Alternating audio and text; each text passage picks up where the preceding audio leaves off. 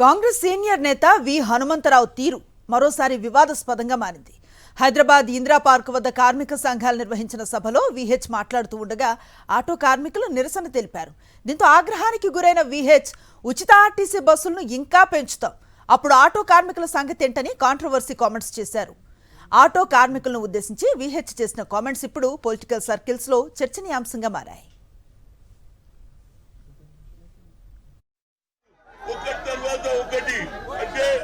పెద్ద భూస్వాములకు లాభం చేయాలనే ఆలోచన అయినది.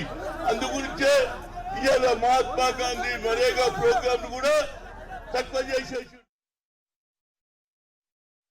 దీని వెనకాల ఎవడో ఉన్నాడు.